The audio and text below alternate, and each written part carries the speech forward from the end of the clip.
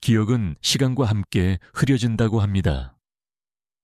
특히 치매라는 무서운 병 앞에서는 사랑했던 가족의 얼굴도, 평생을 살아온 집의 모습도 낯선 풍경처럼 변해버리곤 하죠. 하지만 그 모든 것이 무너져 내리는 기억의 폐허 속에서도 단 하나, 절대로 잊히지 않는 것이 있다면 어떨까요? 오늘 이야기는 치매에 걸려 아들의 얼굴도 알아보지 못하는 한 할머니가 평생을 단 하나의 전화번호만을 기억하고 있었던 아주 기묘하고도 슬픈 이야기입니다. 과연 그 번호의 끝에는 누가 있었을까요? 지금부터 한 아들의 고단한 간병 일기 속으로 함께 들어가 보겠습니다. 중년의 남자 이민우의 하루는 늙고 병든 어머니의 시간을 따라 흘러갔다. 몇 년 전 알츠하이머 진단을 받은 그의 어머니는 하루가 다르게 기억을 잃어가고 있었다. 어제 먹은 저녁 메뉴도, 조금 전에 끈 텔레비전 프로그램도, 심지어는 40년 넘게 자신의 곁을 지켜온 아들의 얼굴조차도 그녀에게는 희미한 안개 속 풍경처럼 아득할 뿐이었다. 누구세요? 어머니는 오늘도 자신에게 밥을 떠먹여주는 아들을 향해 낯선 사람을 보는 듯한 눈빛으로 물었다. 민우는 가슴이 미어졌지만 애써 웃으며 대답했다. 엄마, 저 민우예요. 아들. 하지만 그의 대답은 어머니의 텅 빈 기억 속에 어떤 파문도 일으키지 못했다. 그렇게 모든 것을 잊어가는 어머니였지만 아주 기묘하게도 그녀가 단 하나 절대로 잊지 않는 것이 있었다. 그것은 바로 의미를 알 수 없는 11자리의 숫자 조합, 전화번호였다. 그녀는 하루 종일 그 번호를 주문처럼 외우고 다녔다. 02-730에 XXXX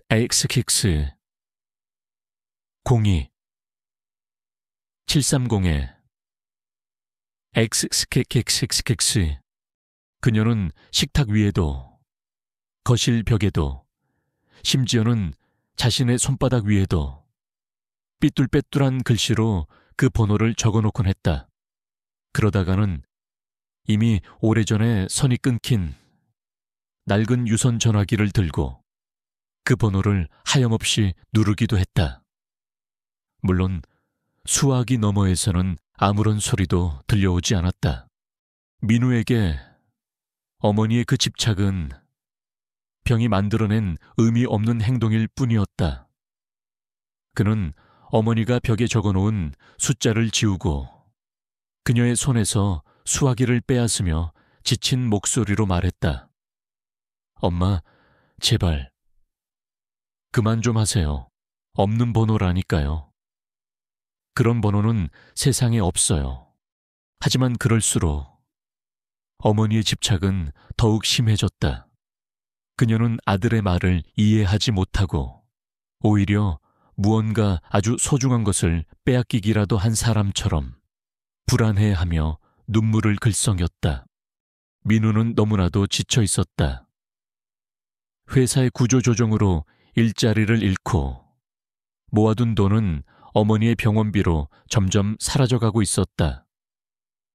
그의 삶은 출구가 보이지 않는 어두운 터널과도 같았다. 그리고 그 터널 속에서 어머니가 반복하는 저 알 수 없는 전화번호는 그를 더욱 괴롭게 만드는 의미 없는 소음에 불과했다.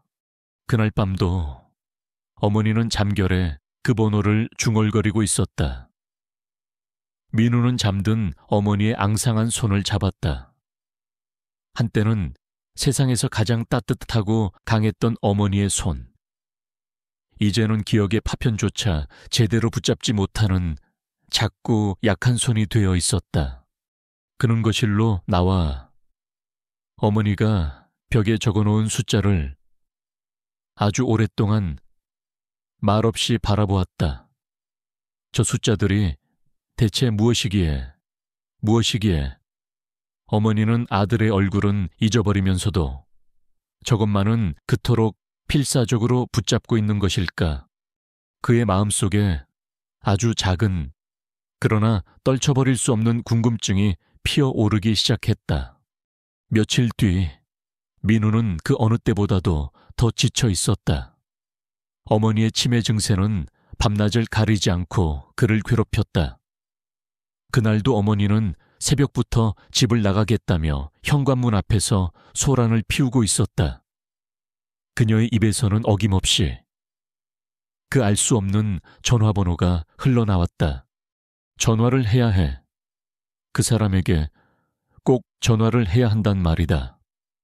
민우는 억지로 어머니를 방 안으로 모시고 문을 닫았다. 그는 텅 빈 거실에 주저앉아 깊은 한숨을 내쉬었다. 그의 삶에는 어떤 희망도, 출구도 보이지 않았다.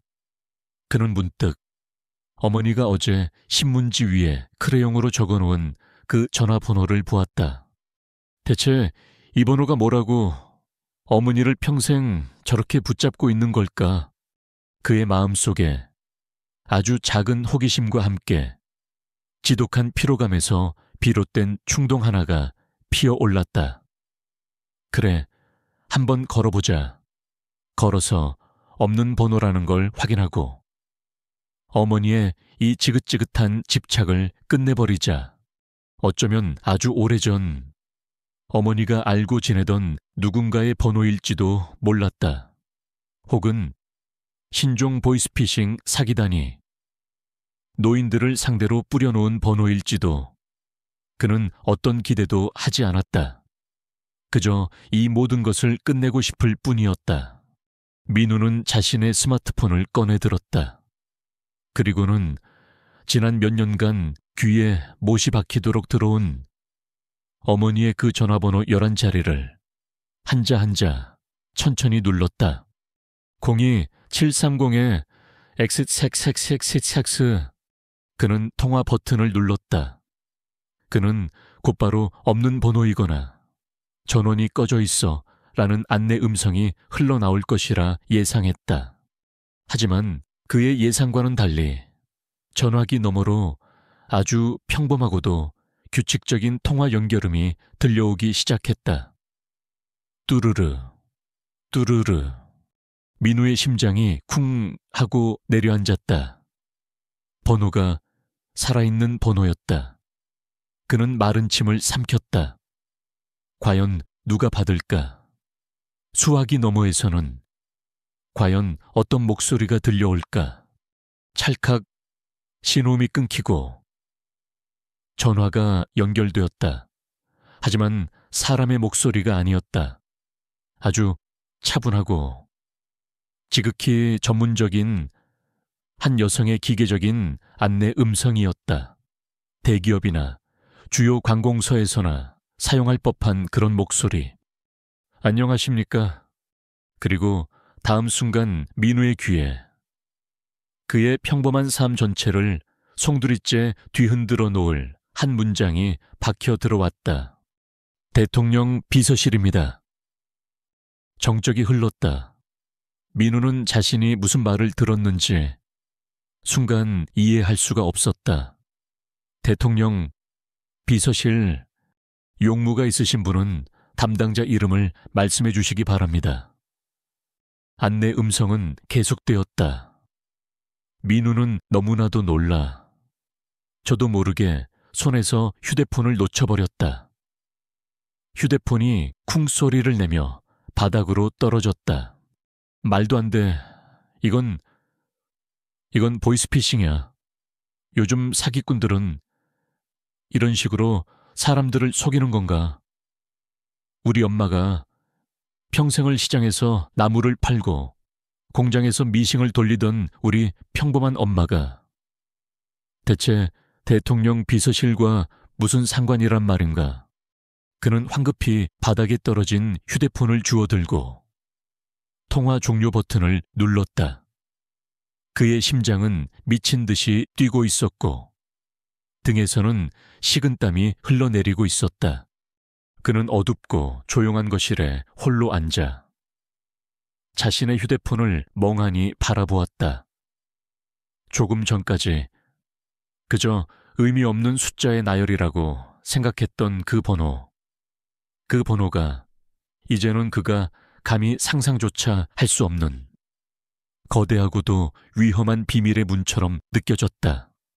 그는 잠들어 있는 어머니의 방문을 아주 조심스럽게 열어보았다. 어머니는 여전히 잠꼬대처럼 그 번호를 중얼거리고 있었다. 민우는 완전히 새로운 눈으로 자신의 어머니를 바라보기 시작했다. 엄마, 대체 당신은 누구세요? 그날 밤 민우는 잠을 이룰 수 없었다. 대통령 비서실입니다. 그 차갑고도 기계적인 안내 음성이 그의 귓가에서 계속해서 맴돌았다. 그는 처음에는 보이스피싱이라고, 신종 사기라고 애써 스스로를 위안하려 했다.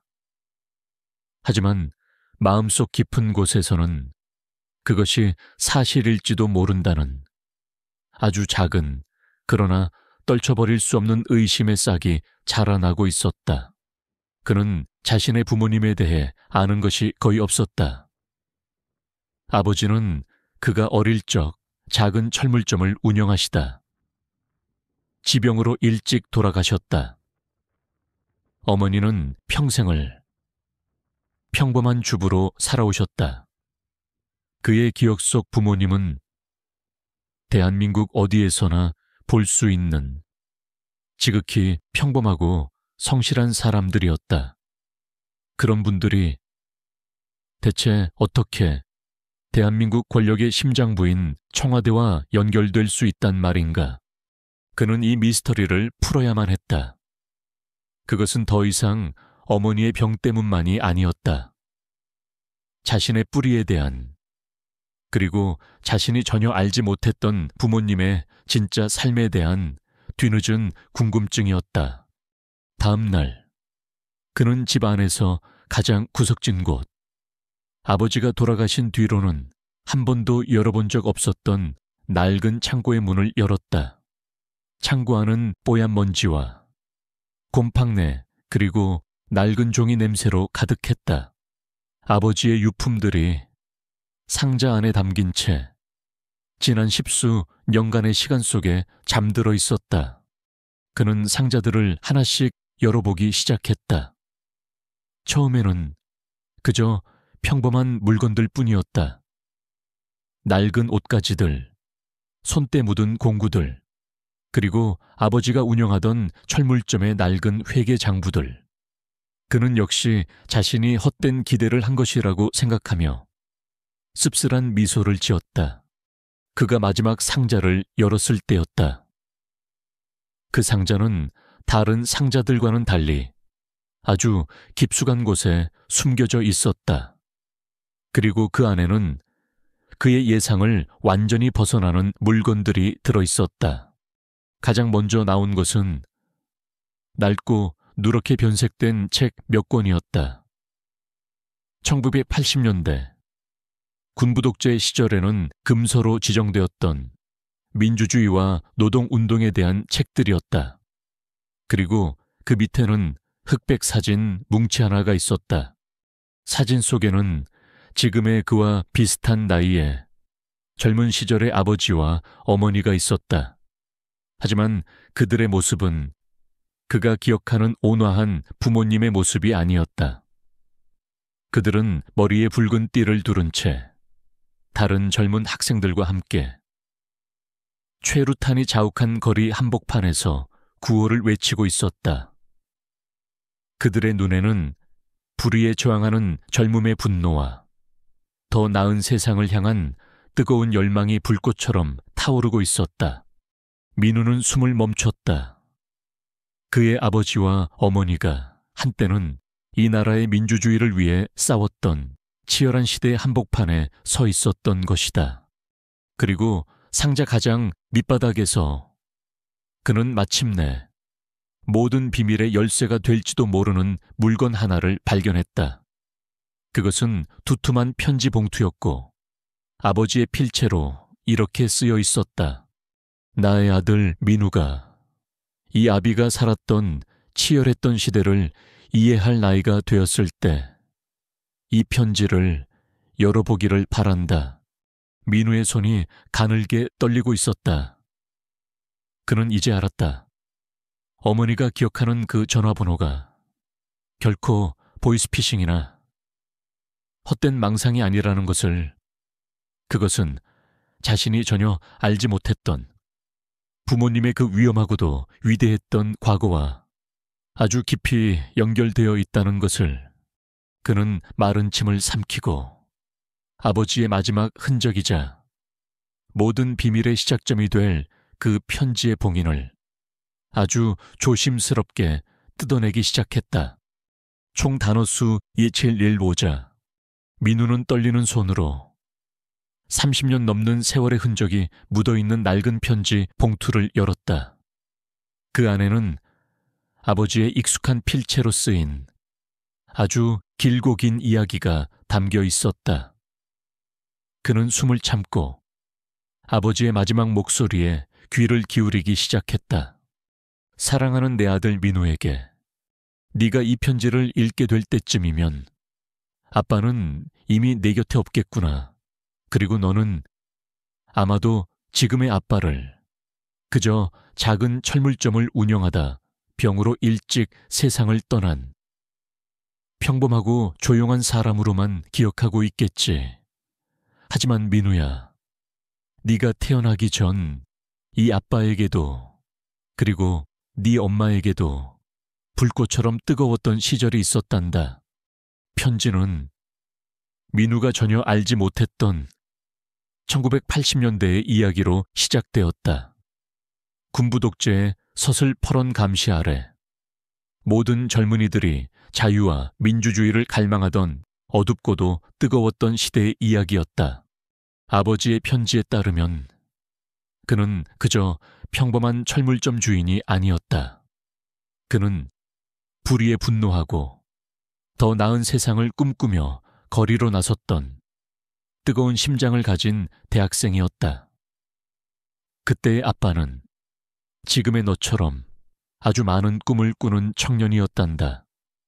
우리는 우리의 아이들이 더 이상 총과 칼이 아닌 자유와 상식의 세상에서 살아가게 되기를 간절히 바랐지. 그리고 그 시절 아버지의 곁에는 2명의 가장 소중한 동지가 있었다. 내 엄마는 그저 조용한 주부가 아니었다. 그녀는 그 누구보다도 용감하고 지혜롭게 우리 학생 운동의 중심에서 활동했던 나의 가장 든든한 동지였다. 우리는 같은 꿈을 꾸고 같은 곳을 바라보며 사랑에 빠졌고 그 격동의 시대 속에서 너를 잉태했단다. 민우는 충격을 받았다.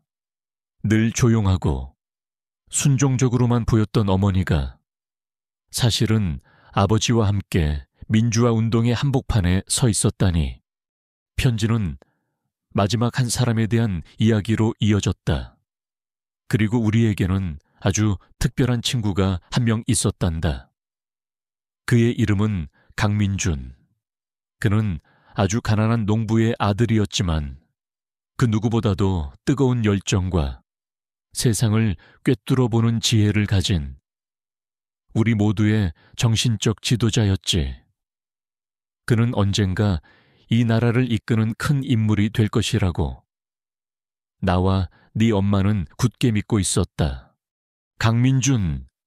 민우는 그 낯선 이름을 조용히 읊조렸다.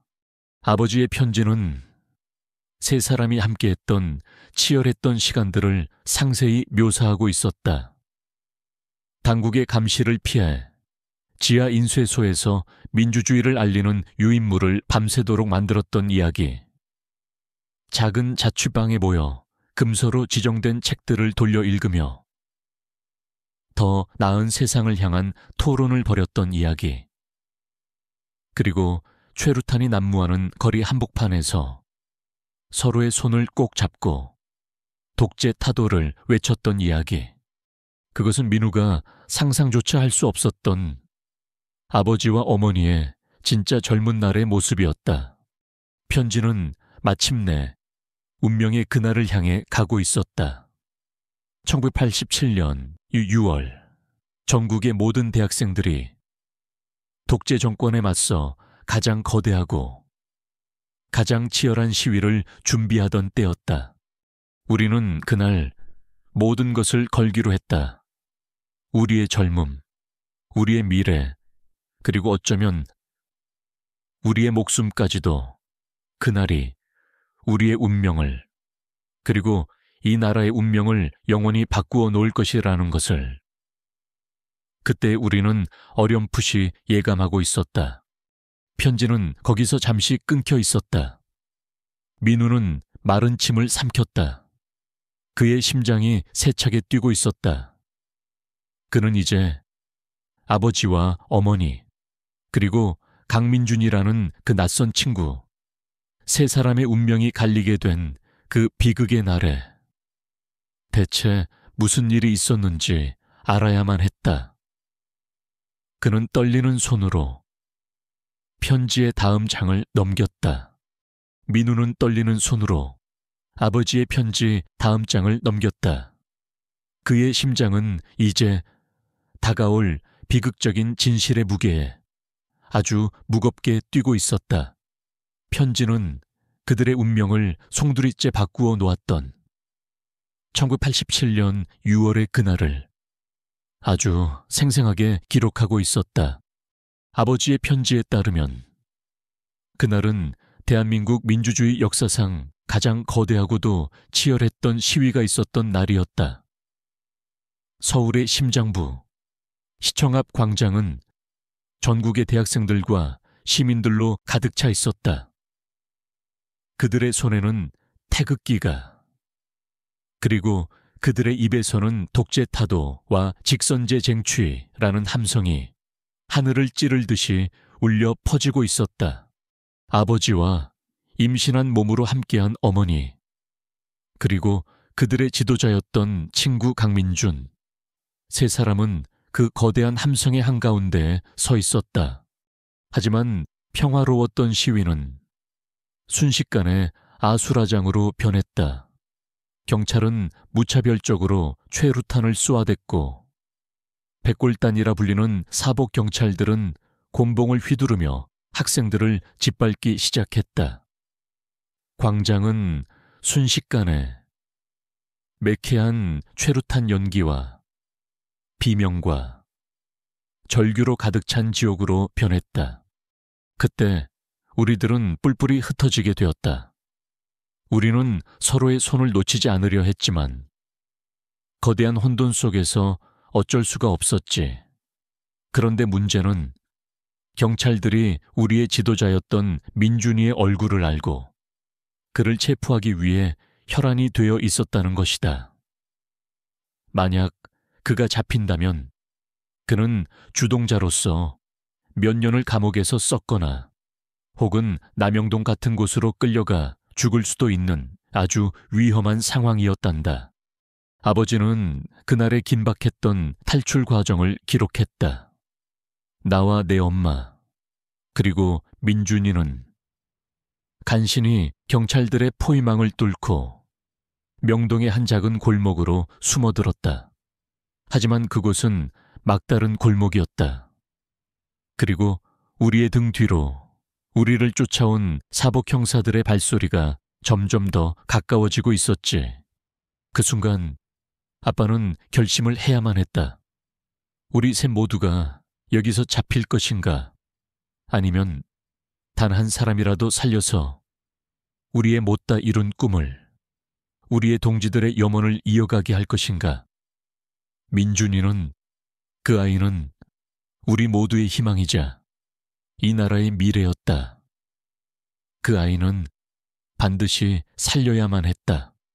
다음 문장을 읽는 민우의 눈에서 눈물이 흘러내렸다. 나는 내 엄마와 민준이를 골목 구석에 작은 식당 뒷문으로 밀어 넣었다. 그리고 나는 그들의 시선을 다른 곳으로 돌리기 위해 반대 방향으로 뛰기 시작했다. 나는 일부러 큰 소리로 구호를 외치며 뛰었다. 독재타도 민주주의 만세. 예상대로 형사들은 나를 민준이로 착각하고 모두 나를 쫓아왔다. 나는 그들에게 붙잡혔고 그 자리에서 무자비한 폭행을 당한 뒤 어딘지 모를 곳으로 끌려갔다. 편지의 다음 부분은 차마 눈뜨고 읽기 힘든 고문의 흔적들로 얼룩져 있었다. 그곳에서 아빠는 동지들의 이름을 그리고 너와 나 엄마를 지키기 위해 마지막까지 버텼단다. 내 아들아, 아빠는 결코 비겁하지 않았다.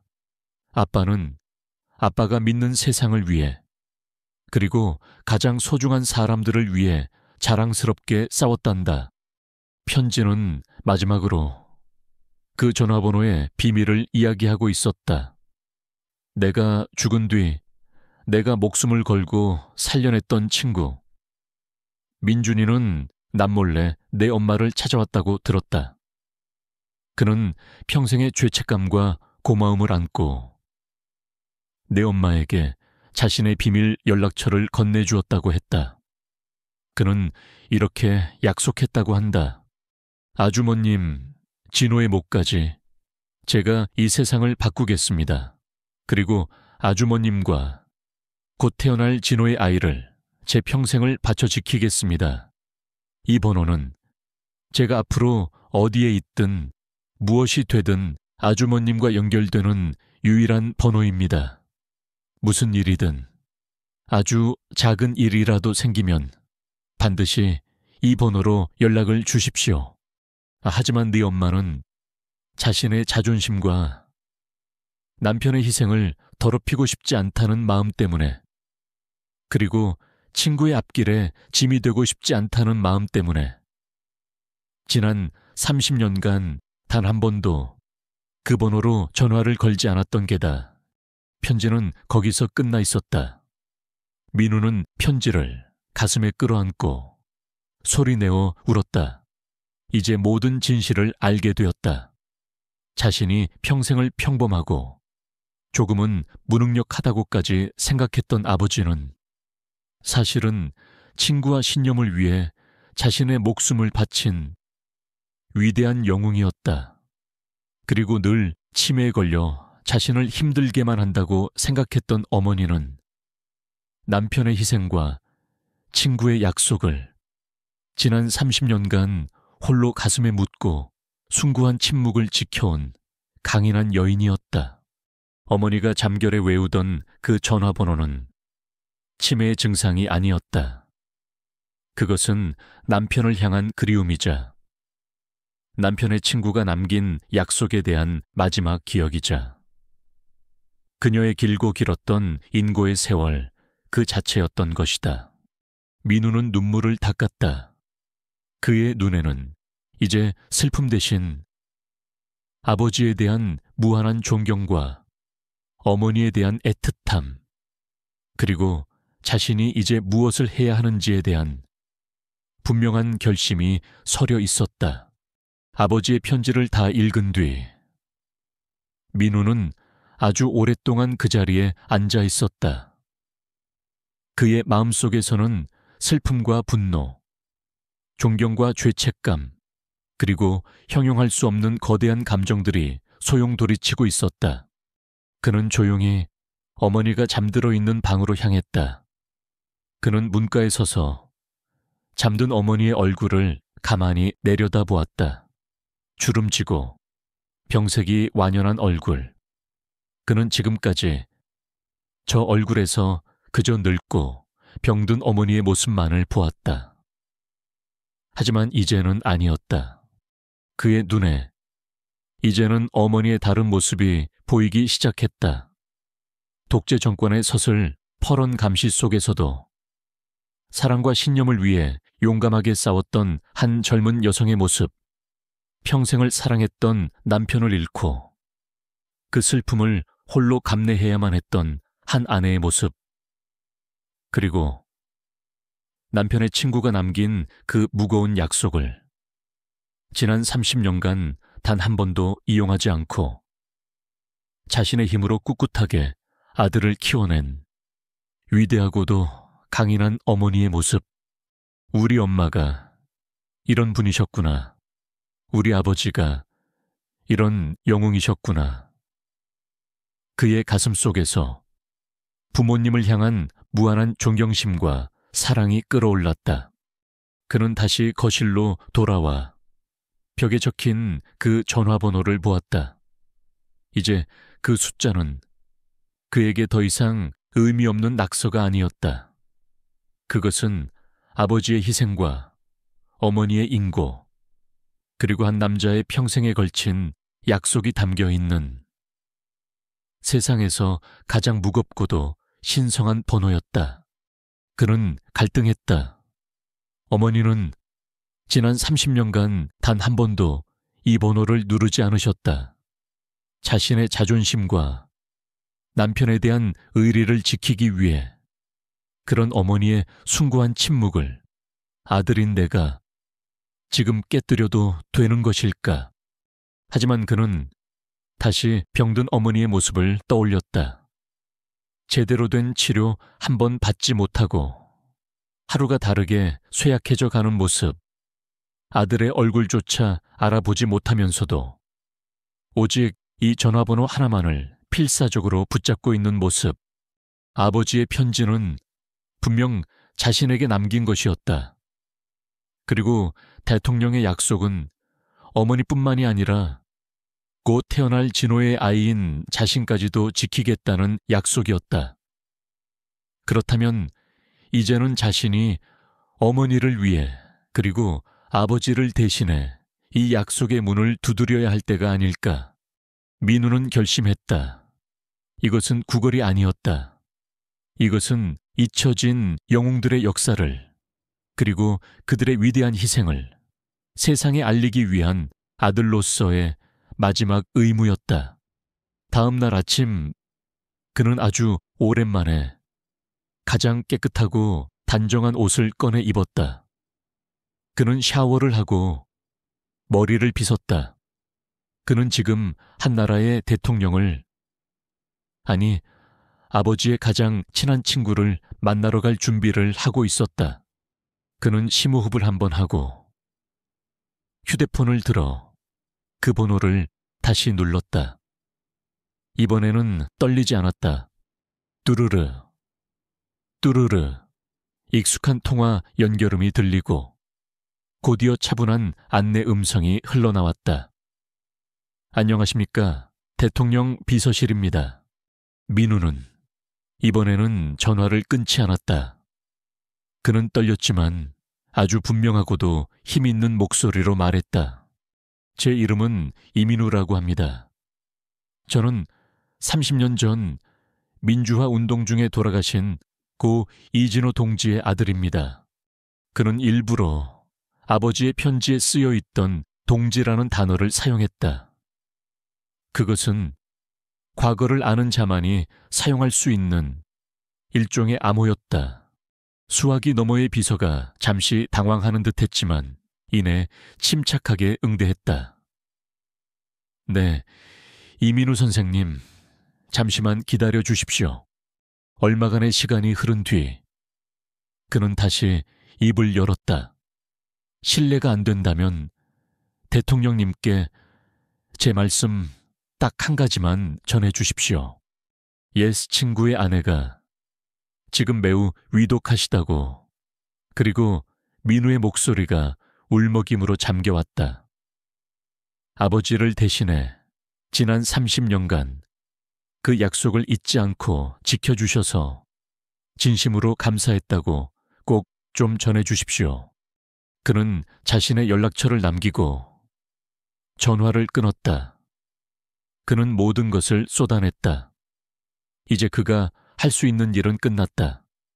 그는 거실에 앉아 조용히 하늘의 응답을 기다리기 시작했다. 과연 저 높은 곳에서 그의 작은 목소리가 들렸을까? 전화를 끊은 뒤 민우는 허탈하게 자리에 앉아 있었다. 그가 대체 무슨 짓을 한 것일까? 그는 어머니의 30년 침묵을 자신의 손으로 깨뜨려 버렸다. 하지만 그들은 정말로 자신의 연락을 믿어줄까? 아니, 그 전에 그 번호가 정말로 대통령 비서실이라는 보장이 어디 있는가? 어쩌면 정교한 사기 수법에 자신이 노란한 것일지도 몰랐다. 그는 후회와 자책, 그리고 아주 작은 기대감이 뒤섞인 채 초조하게 시간을 보낼 뿐이었다. 몇 시간이 흘렀을까? 그의 아파트 창밖에서 갑자기 이상한 소음이 들려오기 시작했다. 평화롭던 동네가 갑자기 술렁이고 있었다. 그는 창가로 다가갔다. 그리고 자신의 눈앞에 펼쳐진 광경을 도저히 믿을 수가 없었다. 그의 낡고 허름한 섬인 아파트 앞 좁은 골목길이 검은색의 고급 세단들과 경찰 오토바이들로 완전히 막혀 있었다.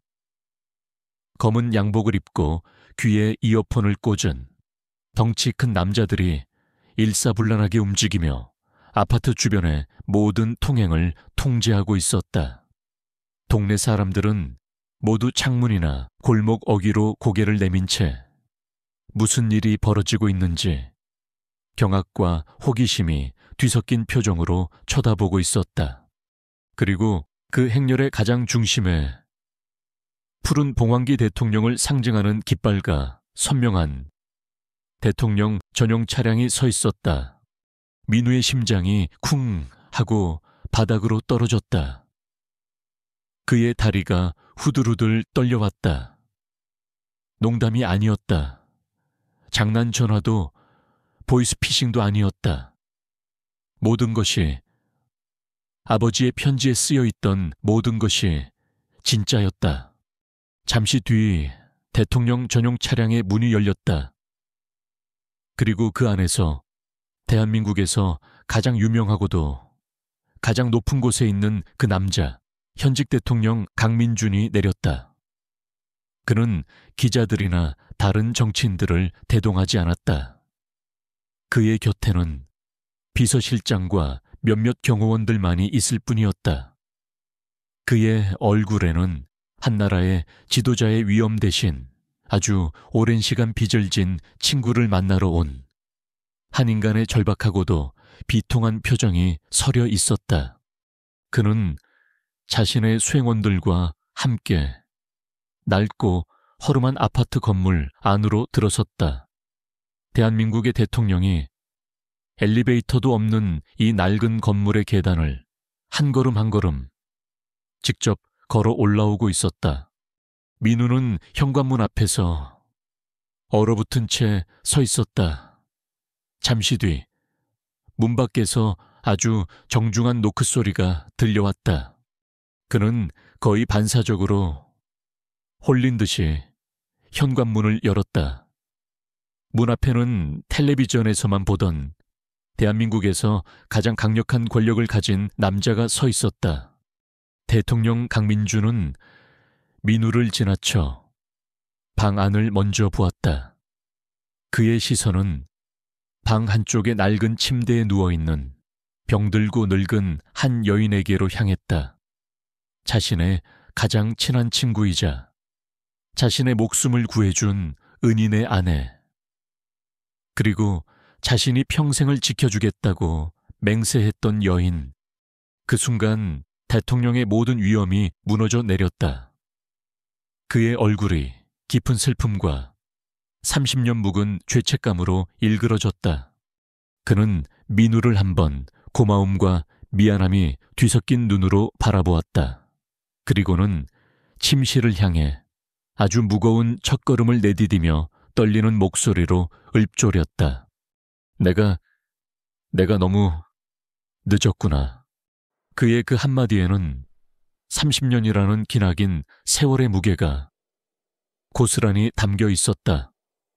왕이 마침내 자신의 약속을 지키기 위해 가장 낮은 곳으로 귀환한 것이다. 대통령 강민주는 낡은 아파트의 방문 앞에서 아주 오랫동안 서 있었다.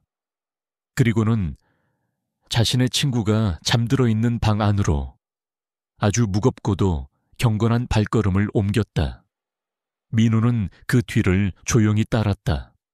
침대 위에는 세상의 모든 시간을 잊은 듯 한 명의 늙은 할머니가 희미한 숨을 내쉬고 있었다. 강민주는 그 앞에 자신의 지위와 권력을 모두 내려놓고 그저 한 명의 죄 많은 친구로서 무릎을 꿇었다.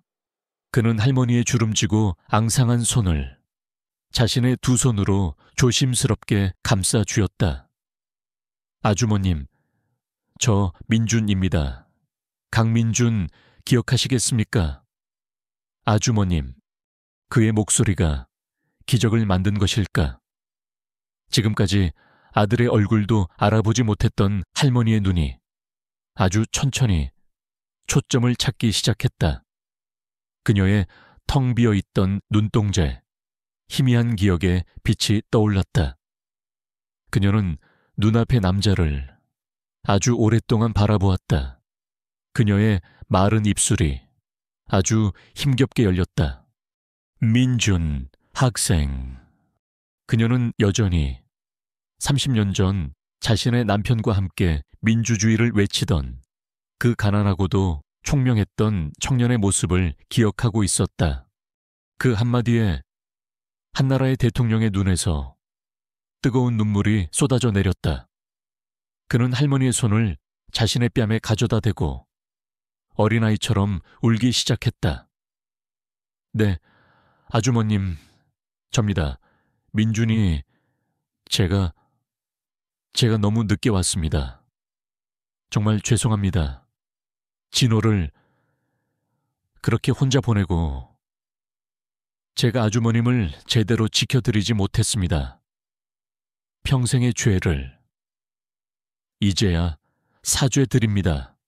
그는 한참 동안 그렇게 친구의 아내 앞에서 자신의 늦은 사죄를 올리고 있었다. 잠시 뒤 그는 밖으로 나와 민우의 앞에 섰다. 그는 이제 한나라의 대통령으로서 자신의 친구이자 영웅이었던 한 남자의 아들에게 국가의 빚을 갚으려 하고 있었다.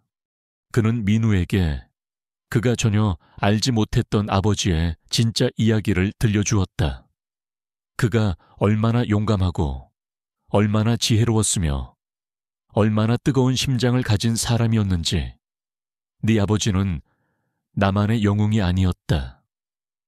민우군, 그는 불의에 저항했던 우리 모두의 영웅이었고 이 나라 민주주의에 숨겨진 초석이었어. 나는 그리고 이 대한민국은 자네의 가족에게 평생을 갚아도 다 갚지 못할 아주 큰 빚을 졌다. 그는 자신의 비서실장에게 즉시 조치를 취할 것을 명령했다. 지금 당장 어머님을 대통령 전용 병동으로 모시게 국내 최고의 의료진을 투입해서 어머님의 마지막을 가장 편안하게 모실 수 있도록 해. 그리고 고 이진호 동지에 대한 재심사를 추진하고 그에게 대한민국 국민으로서 받을 수 있는 최고의 민주화 유공훈장을 추서하도록 하게. 마지막으로 그는 민우의 어깨를 잡았다. 자네의 앞날은 이제 국가가 책임질 것이다. 자네 아버지가 우리에게 모든 것을 주었듯이 이제는 우리가 자네에게 모든 것을 돌려줄 차례야. 그날 오후 어머니는 대통령 경호원들의 호위 속에서 최고의 병원으로 옮겨졌다. 떠나기 전 강민준 대통령은 민우를 마지막으로 아주 힘껏 끌어안아 주었다. 고맙다. 아들아, 자네가 아니었다면 나는 평생을 죄인으로 눈을 감았을 게다. 자네가 우리 모두를 구원했다. 대통령의 차가 떠나고 동네는 다시 일상의 고요함을 되찾았다. 며칠 뒤 민우는 대통령 전용 병동, 쾌적하고 안락한 1인실에 잠들어 있는 어머니의 곁을 지키고 있었다. 어머니의 얼굴은 지난 몇 년간 그가 보아왔던 그 어떤 모습보다도 더 평온해 보였다. 민우는 어머니의 손을 잡았다. 그는 이제 자신이 얼마나 위대한 부모님의 아들인지를 깨닫고 있었다. 그는 더 이상 세상에 홀로 남겨진 고단한 청년이 아니었다. 그는 한 시대의 영웅의 아들이었다. 그의 어깨 위에는 이제 아버지의 유산을 자랑스럽게 이어나가야 할 무겁지만 영광스러운 책임이 자리 잡고 있었다. 우리가 지금 당연하게 누리고 있는 이 자유와 평화는 결코 저절로 주어진 것이 아닐지도 모릅니다. 그것은 우리가 알지 못하는 어두운 시절에 자신의 모든 것을 바쳐 신념을 지켰던 이름 없는 영웅들의 숭고한 희생 위에 세워진 것일 수 있습니다. 한 할머니의 희미한 기억 속에 남아있던 전화번호는 단순히 잊혀진 약속이 아니었습니다. 그것은 한 시대의 아픔이자 위대한 희생에 대한 증거였으며 우리가 결코 잊어서는 안 될 역사의 한 조각이었습니다. 이 이야기가 우리가 발딛고 서 있는 이 땅의 소중함을 그리고 보이지 않는 곳에서 우리를 위해 헌신했던 모든 이들에 대한 감사함을 다시 한번 생각해보는 계기가 되기를 바랍니다. 오늘도 긴 이야기 끝까지 함께해 주셔서 진심으로 감사합니다.